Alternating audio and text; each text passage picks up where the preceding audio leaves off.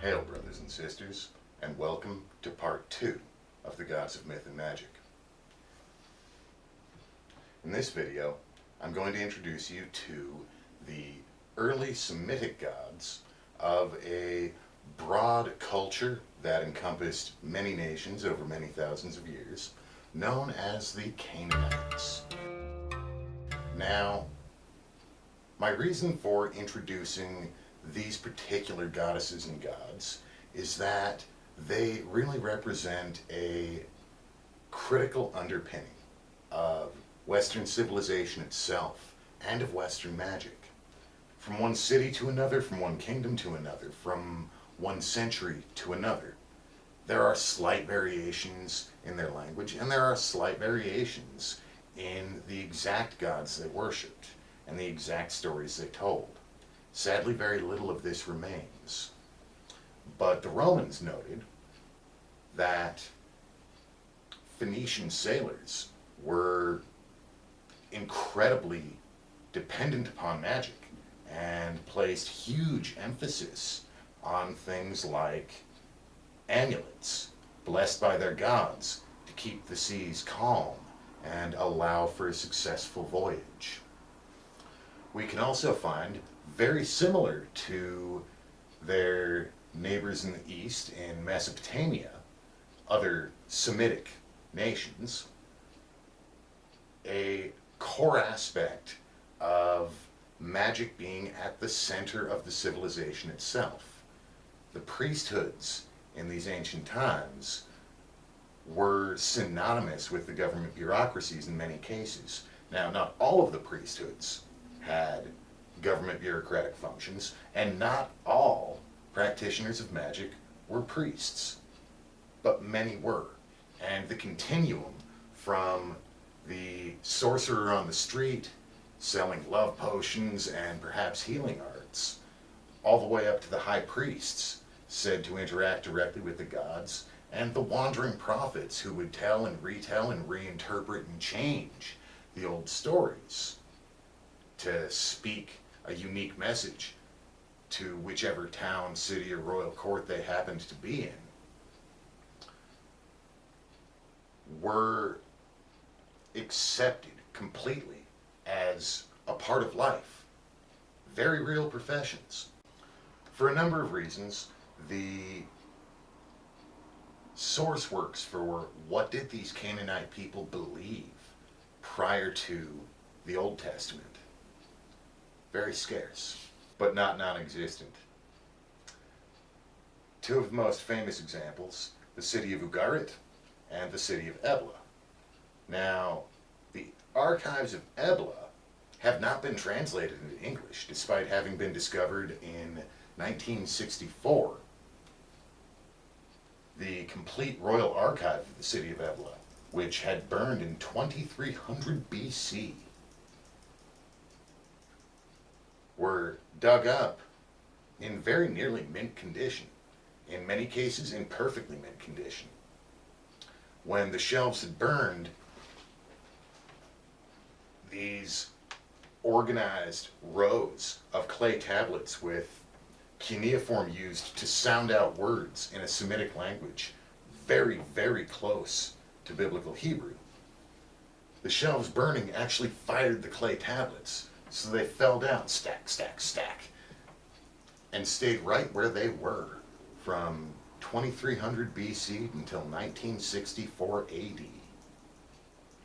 So not only was a complete royal archive discovered, it was left in the organizational arrangement that the Eblite scribes had used themselves. Now, as with so many issues in Middle Eastern archaeology, there are modern-day political ramifications, apparently severe enough to have prevented any substantial portion of this archive from having been translated into English any time in the last 50 years. We know a little bit, but not much. Ugarit is a slightly different story, in that it never received the highly focused public attention that the Ebla archive once received, and so it has been much more widely translated and discussed. One of the critical pieces of literature unearthed in Ugarit is called the Baal cycle. Before we get into that, though, I want to mention something about how the Canaanites viewed their gods. When we say a name like Baal, literally it's a word that just means a master. Could be a master blacksmith, could be a master over slaves, could be a landlord. Heck, might even be a king or a god. Oftentimes that title, Baal, was used to refer to different gods. Individual localities might have their own god. The Baal of Tyr, the Baal of Ugarit, etc., etc. Right on down to villages having their own individual Baal, who is the lord of their village, the god of their village. We might think of this as the genius loci, the living spirit of the area, or perhaps as the collective spiritual intelligence of an entire community that, coming to life, would direct the people with the greater interest of all, because being itself composed of a conglomeration of the spirits of many generations, the intellects of many generations, might be easier for this local god to see what really needed to happen than for any one individual in the village. That being said, however, while there were these many local spirits, there was definitely an elevated pantheon. While different cities might have placed a different goddess or god at the head of their pantheon, Ugarit rather famously worshipping Asherah above all others. And El, her consort, the architect of the universe, the Ancient of Days, was the consort of Asherah, the living universe itself, sometimes called Kanyatu Elohim, the creatrix of the gods, the mother of them all.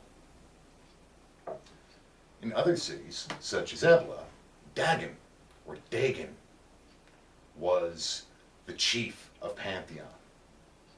In Carthage was the goddess Tanit and the god Baal Hammon. Baal Hammon is suspected by many to be another name for El, although the characteristics are somewhat different. I personally think that the characteristics of Baal Hammon seem to have a lot more in common with Dagon, god of fertility, abundance, ever-renewing life force and energy that causes the seeds to grow and causes babies to grow up into men and women. The Canaanite culture predates the Greek culture by all available accounts, and in at least one account, the Greeks say that they learned the art of writing from a Phoenician, that is a Canaanite, by the name of Tautus. Now, when we look at the Egyptian god Thoth, or Tahute, Tautus, Tahute, not that different a name. So, when you see how relatively simple the Canaanite pantheon is compared to the Grecian pantheon and the many overlapping layers of the Egyptian pantheons, and even to the relatively simple Babylonian pantheons, the Canaanite pantheon has a simplicity to it which seems to suggest a greater antiquity. For those who are new to the study of mythology, rather than jumping into the Grecian or Egyptian pantheons, which literally run into hundreds upon hundreds of gods with very complex relationships and often contradictory mythologies, when we look instead at the Canaanite mythos, as much as can be known of it at this point in our archaeological questing into the past, starting with such a simple pantheon is a great way to get yourself a base establishment of understanding of what the pantheon is and can be in your life. Many of us are familiar with mythologies that like to start at the beginning of creation of everything. To my knowledge, there is no existing Canaanite creation myth other than the biblical account. We can perhaps guess at a union of earth and sky, or Aretz and Shemayim, or we could look at the Babylonian story of the great dragon goddess Tiamat, who was so bothered at the noise of her first creation, the gods, that she went to consume them all, and the great god Marduk had to slay Tiamat, and from her body created earth and sky. We don't have that tale for the Canaanites proper, however. What we do have are two deity figures who both seem to get credit for the creation of the earth, the universe, the gods, and everything else. Those two deities being Asherah, the mother goddess, and El, the father. Many of you might be familiar with the name El. Simply means God in a great many Semitic dialects, sometimes more of a Il rather than El. But the same word either way, simply meaning God. Now, at least in the city of Ugarit, this was also a proper name for the grandfather of the gods, the one who, at that time and in later biblical mythos, was called the Ancient of Days, the Father of Time, and the architect of the universe.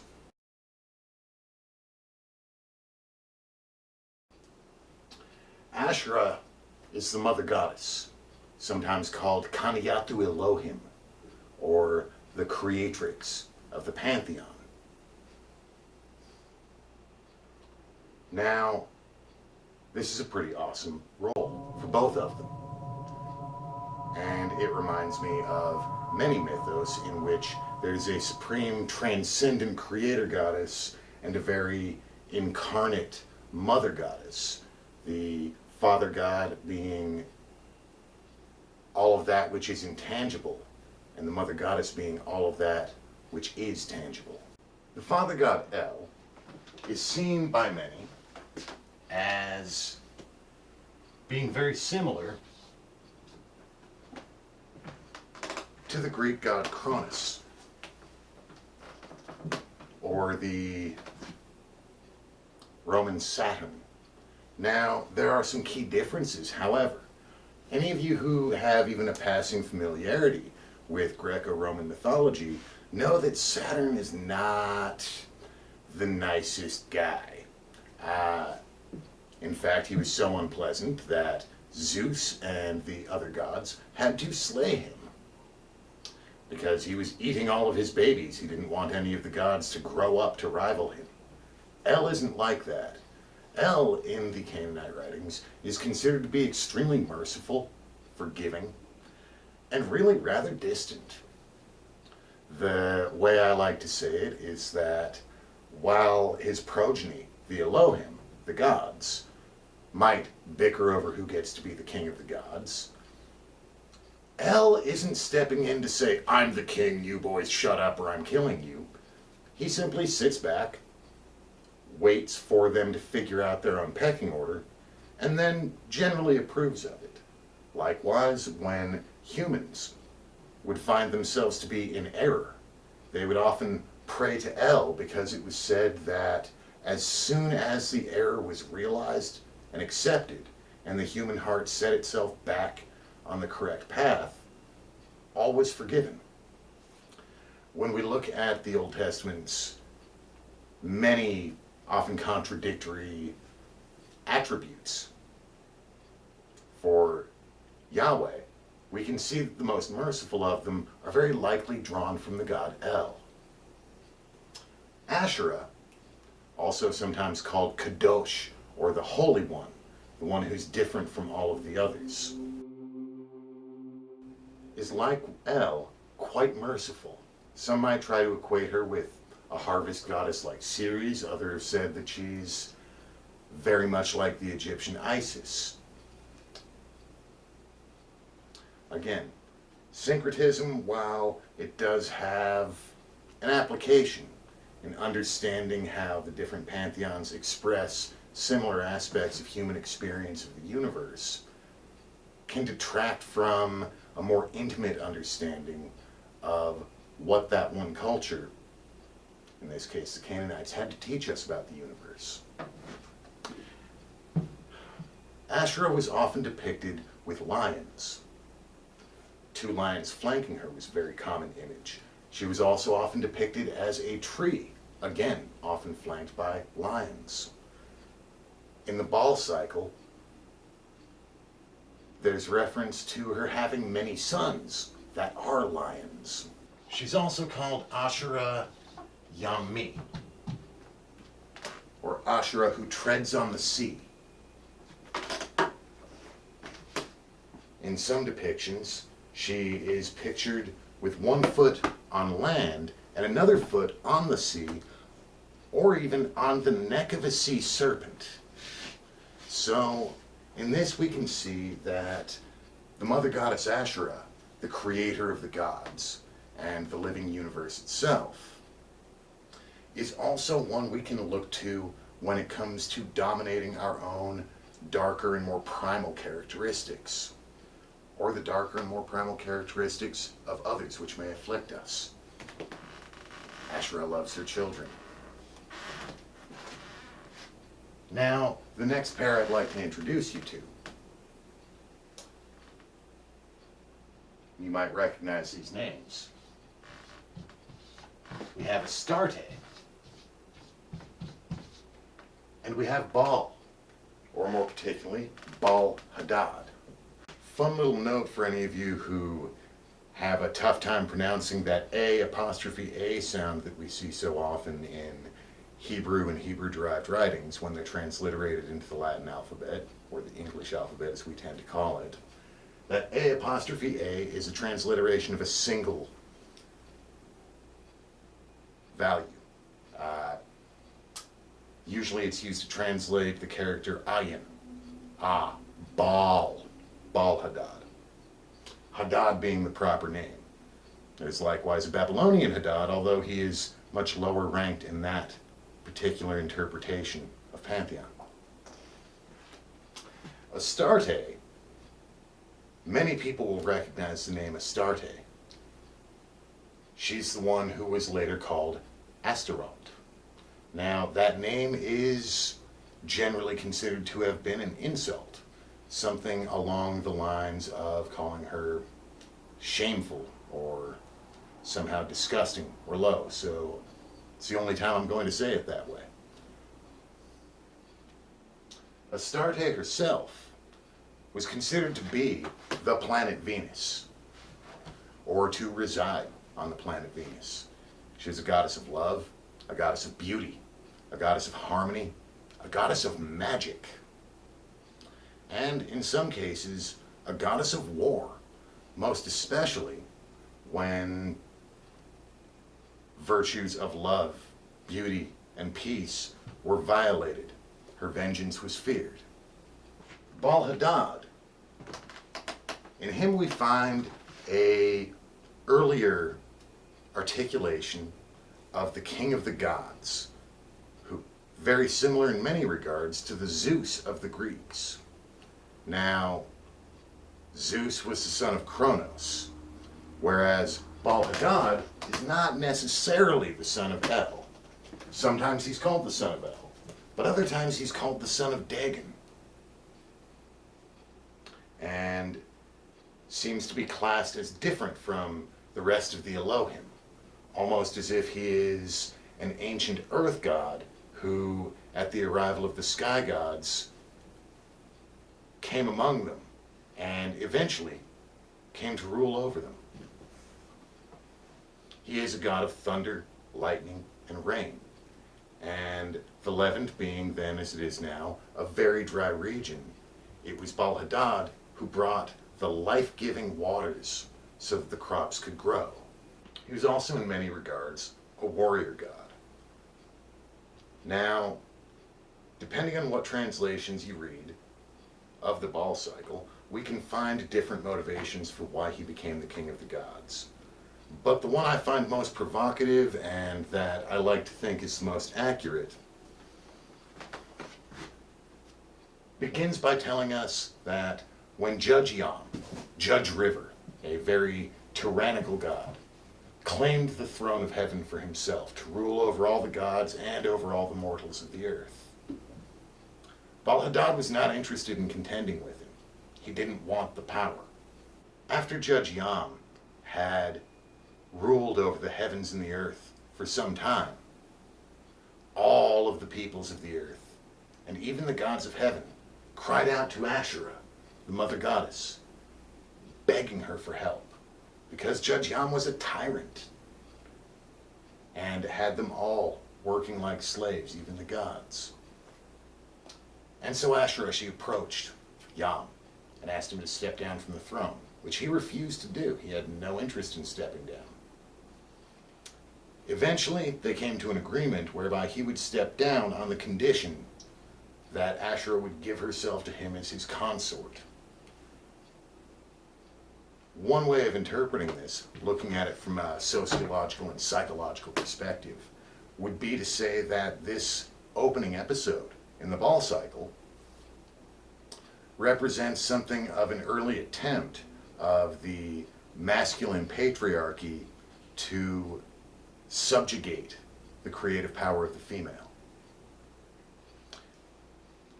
When Asherah returns to the assembly of the gods to let the Elohim know of the deal that she had struck and let them know that they are to be liberated, all of them looked at their laps, they were looking at the floor, they would not meet her eyes. None objected, except for Baal-Haddad, who was infuriated. And he would not allow the mother to be subjugated in this way.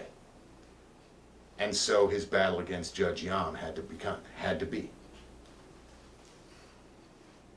He defeated Judge River, and there's an interesting little episode where Yam, having been defeated, later has to be a servant of Baal-Haddad. Really, the next truly interesting development comes in Baal-Haddad's conflict with his brother, Maut.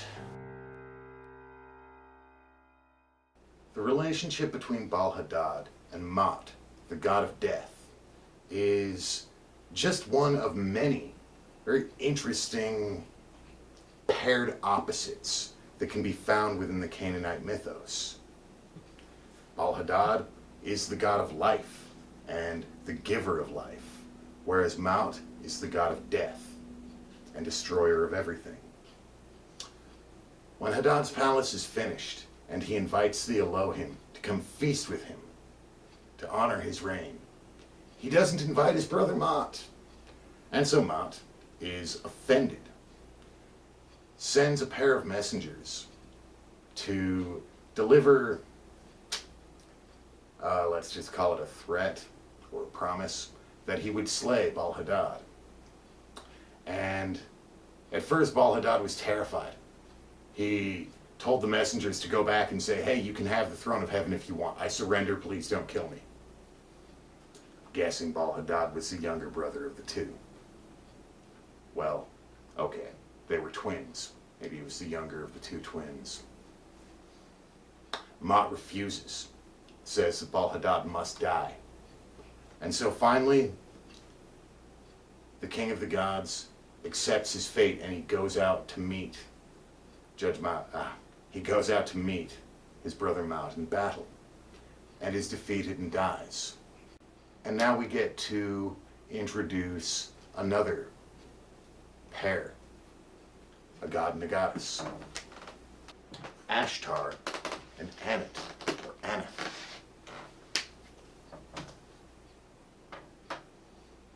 When news of Baal-Haddad's defeat reaches the Elohim, the one who is most troubled by it, who grieves the most deeply, is the maiden goddess Anat.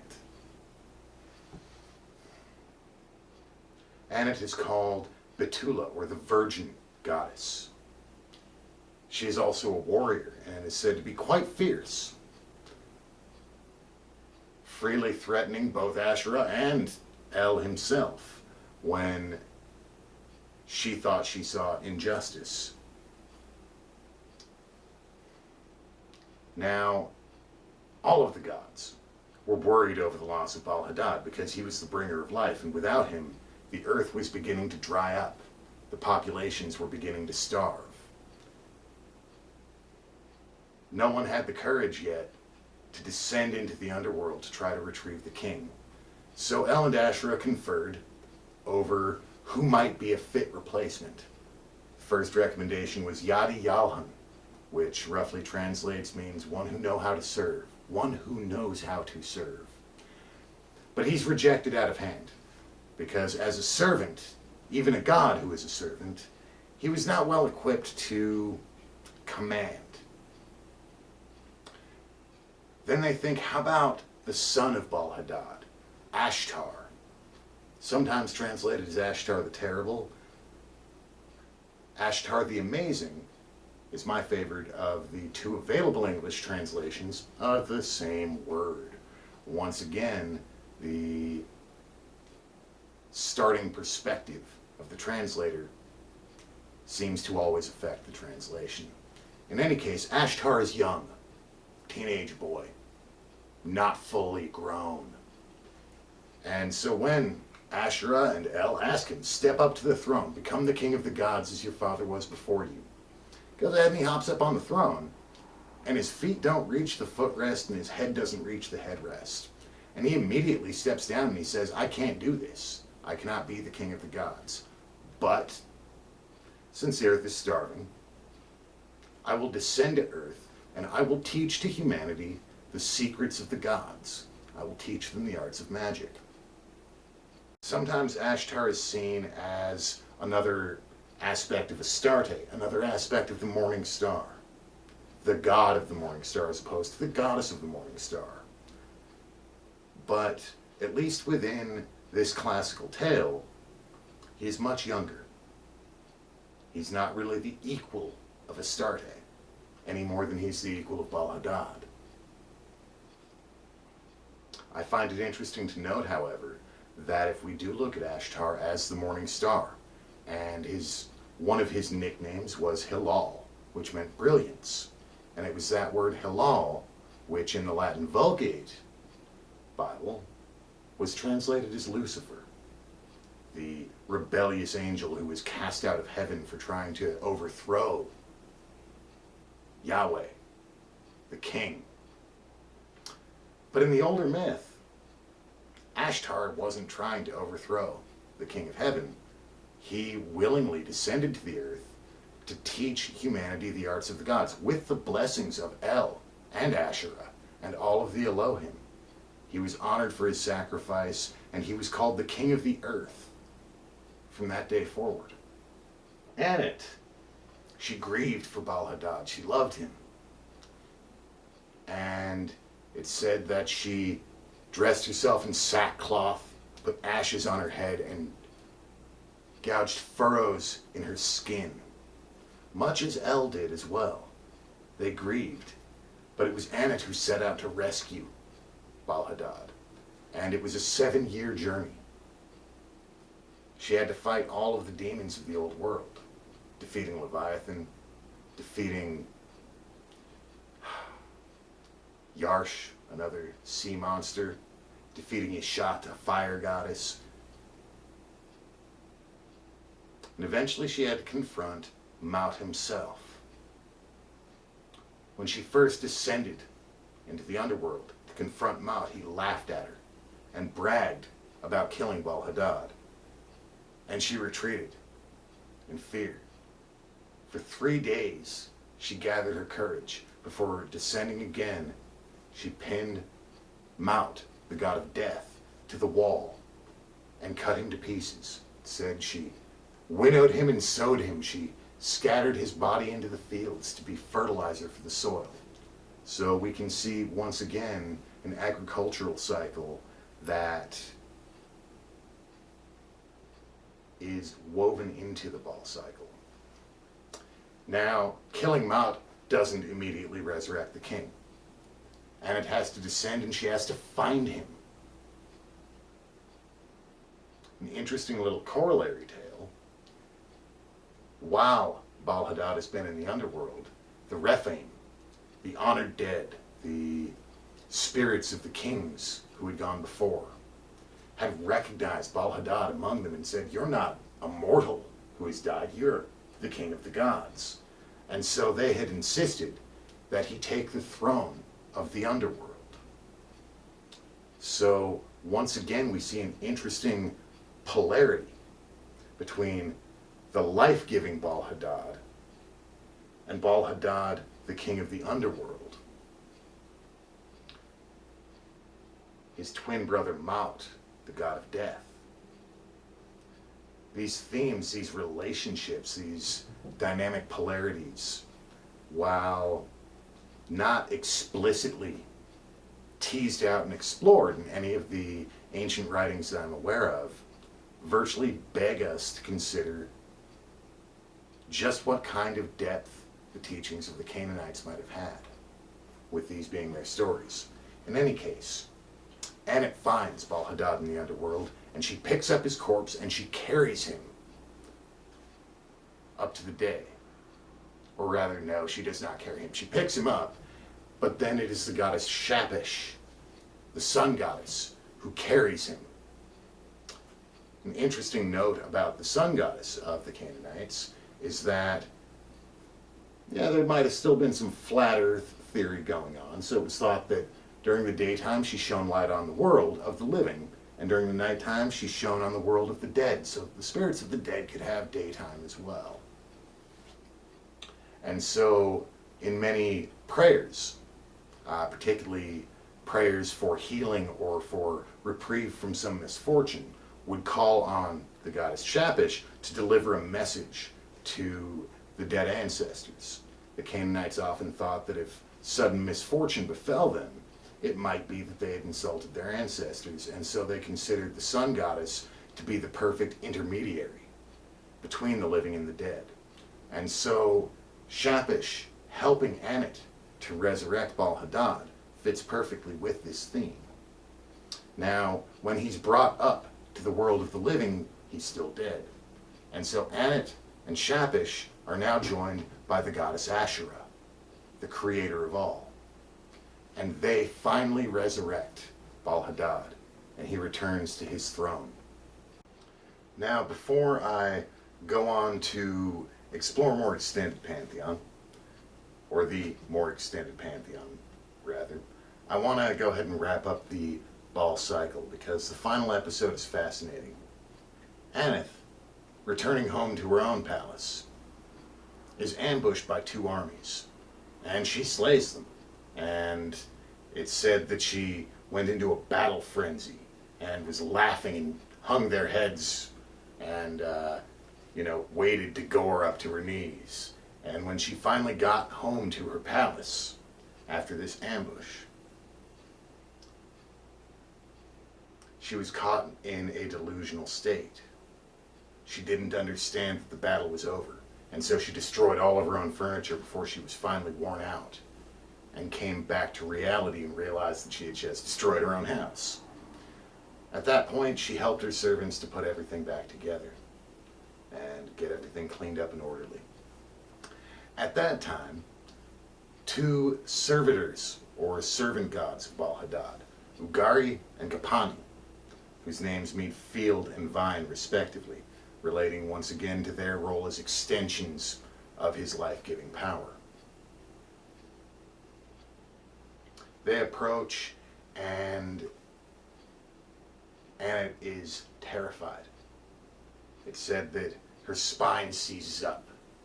She breaks out in a sweat, and she demands to know what has happened to the king of the gods. She says she's fought every battle, won every war for him. Has he been driven from his throne already, like a bird from a branch? Who does she have to kill now?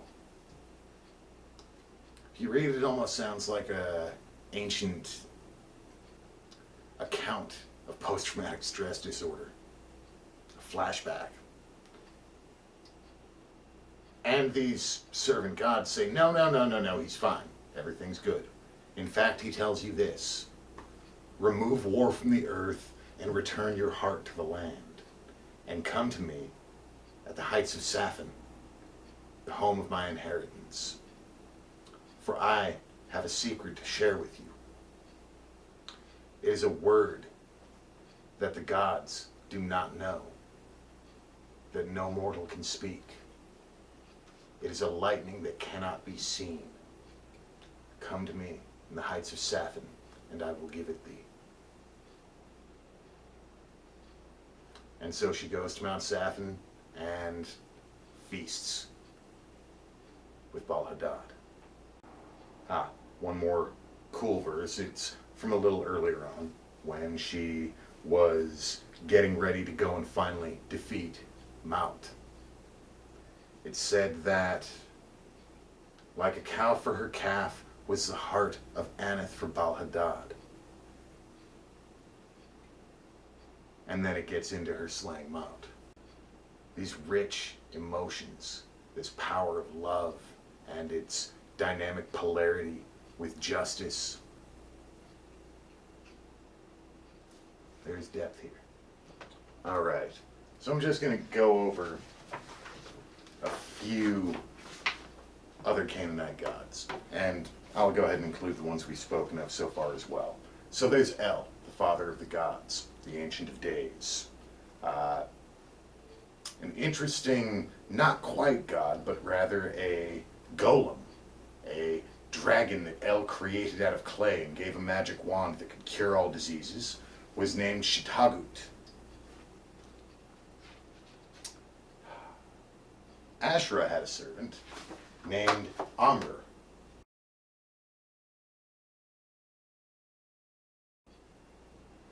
Amr was a fisherman, a mortal, and yet he seems to have divine powers often enough, not for his own benefit, but rather for his use in fulfilling the will of the goddess and the rest of the pantheon.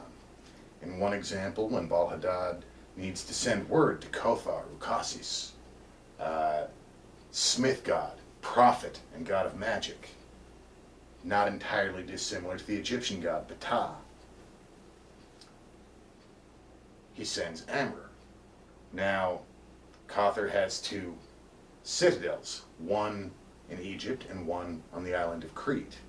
And so when Baal Haddad needs this message delivered to summon Kothar, he tells Amr, this mortal, don't walk, don't take a boat, just fly, go walk over the clouds and just go do it. And Amr just does exactly what he was told. He walks across the sky to go fetch this god of magic and smith work and craftsmanship. The balance, or another interesting polarity, between Amr, the fisherman, and Ashtar, the morning star and son of the king.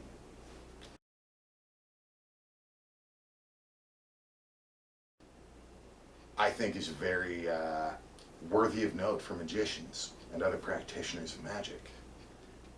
Because we have two polarities within ourselves as spiritual beings. There is, like Ashtar, the aspect of us that is immortal, that is a divine spiritual being descended to earth. Some of us might even believe that we came here to help humanity in its time of travail. On the other hand, we have Amr, mortal. Nothing special about him, except that he willingly devotes the entirety of his life to the service of the Mother Goddess, to doing that which she thinks is right. And of course, in some instances, what she thinks is right is for him to serve other gods as well. And it is by this selflessness that the mortal, Amr, gains the power of a god. When we look at these concepts of right-hand path and left-hand path, the exoteric or the uninitiated worldly understanding of right-hand path and left-hand path is that the right-hand path is very religious-y and all peaceful, all loving, very saint-like. Whereas the left-hand path is very dark, very self-centered, very cruel. The initiate's understanding is different, in that the right hand and the left hand are part of the same being. The right hand path is the path of Amra, the path of recognizing that we as mortal beings don't know everything, that we're not gods. But that if we seek to do the best with our lives that we're capable of doing, we can call out to the Mother Goddess for guidance, and she can tell us what needs to be done, and even grant us the power to do it. The left-hand path is the remembrance of one's own immortality, the remembrance of what came before we were born in this life, an embracing of our sovereign power. Not to think that we are the be-all end-all, not to think that you personally or I personally or any other one individual person is the creator of the universe, or that there's nothing bigger than us or nothing more exalted, more wise, more brilliant than us, but a rather simple recognition that, like the child god Ashtar, who could not sit upon the throne of heaven, but was still a god,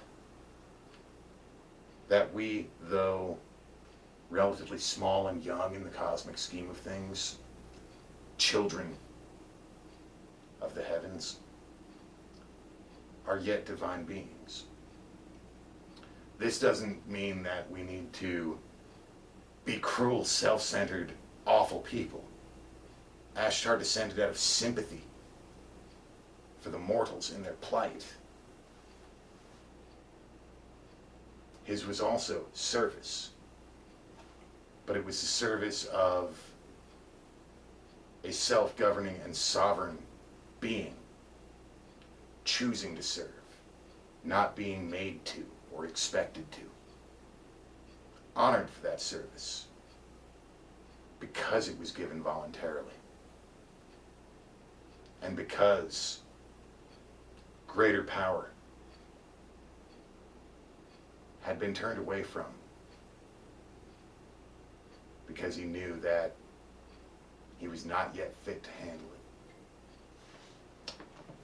So there's Cothrocassus, said to be able to use both hands with equal skill. He's also a prophet. This magician god is a very hands-on magician god, and yet he often tells the other gods, particularly Baal Hammon, what will happen before it happens. Baal Hammon says, yeah, I don't want to fight with that evil god over there. I'm not interested. And Cawthor tells him, well, you will fight him, and you will defeat him, and you will be the king. I know you don't believe me, but it's just what's going to happen. And yet he's humble. He's a servant.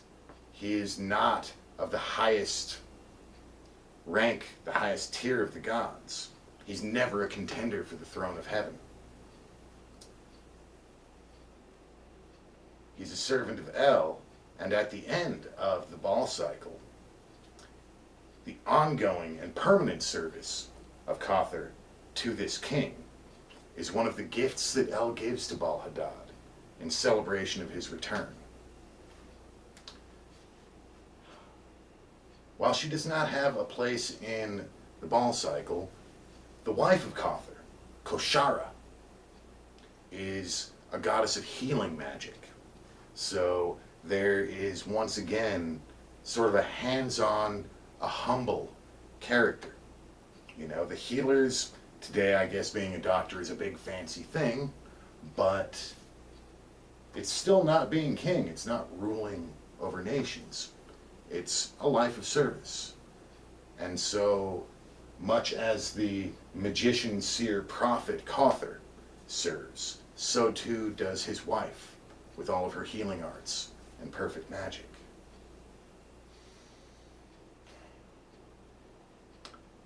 Anet, our goddess of war, our warrior maiden, has a sister named Mara, goddess of the waters, who is said to be the opposite of Ammit in every way.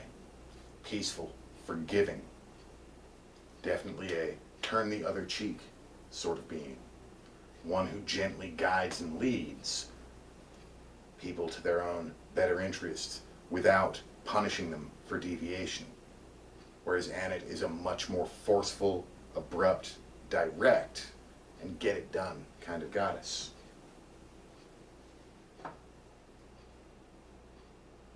Shahar and Shalimu, said to be the sons of El and Asherah, also represent the rising and setting sun. If you want to greet the sunrise, you might try saying a prayer to Shahar. If you want to bid your farewell at sunset, you might say it to Shalimu.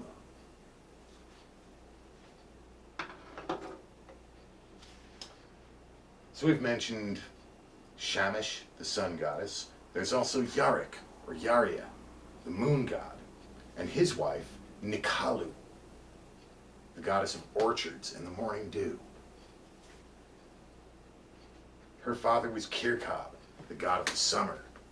And when Yaria approached Kirkab saying, "I want to marry your daughter," Kirkab was not enthused at the idea of agreeing that his lovely daughter would marry a mere moon god. And so says, well, you know, look, Baal Hammon's daughters, the three beautiful brides of heaven, why don't you try courting one of them? And the answer is no, and eventually, I think there's some kind of giant bribe involved, but eventually Kirkab consents. And so the love of Yaria and Nikalu can become the marriage. And so Nikalu is also seen as moon goddess, as well as goddess of the dew in the orchards. Speaking of the daughters of Al-Haddad, the three beautiful brides of heaven, who are generally seen as his daughters, but also extensions of his power. Their names are Artzia, Padria, and Salia.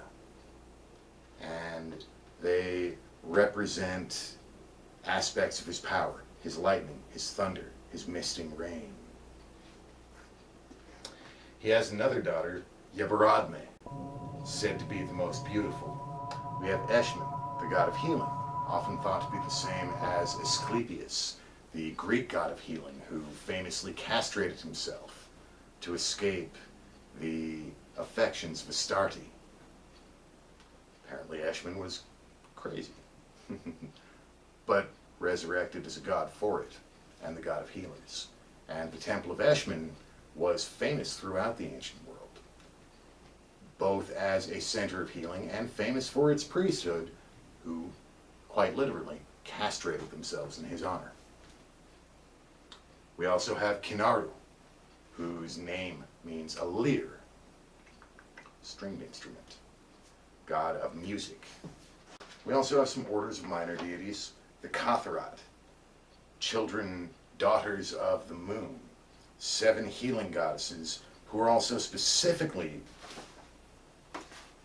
interested in the practice of magical ritual, who act as teachers and helpers to ritual magicians. They're the Semitic, 7 warrior gods, who may very well be the lions of Asherah. They're the seraphim, the flaming serpents that we see in the Bible. Want to have a tie-in with the serpent cults and the Kundalini fire, might look into the seraphim. And they're the cherubim, which were actually griffins before they were ever little baby cupids shooting arrows of love at everybody. In any case,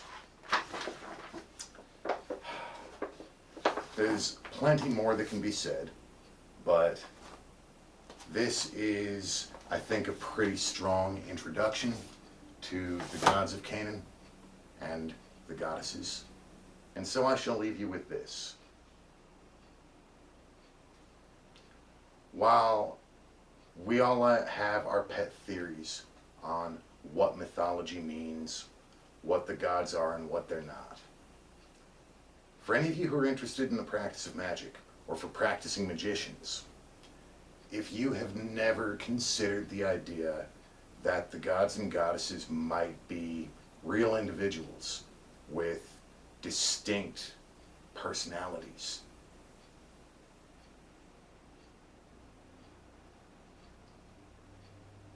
infinitely evolved beyond us, and yet still distinct in their interactions with us, you might try playing around with that idea. Because saying a prayer to an abstract idea might sound better when trying to justify magical practice to a skeptic. When it comes to stepping out of the bounds of the consensus reality, as limited and low as it tends to be, and stepping into a magical reality where literal miracles and literal magic is part of life that we get to experience for real. Part of making that shift is at least opening up your mind, perhaps opening your eyes as well, to the reality of the gods. Keep your heart bright, your mind sharp, your words true, and your actions honorable. And may all the gifts of the light be yours. Hail and farewell.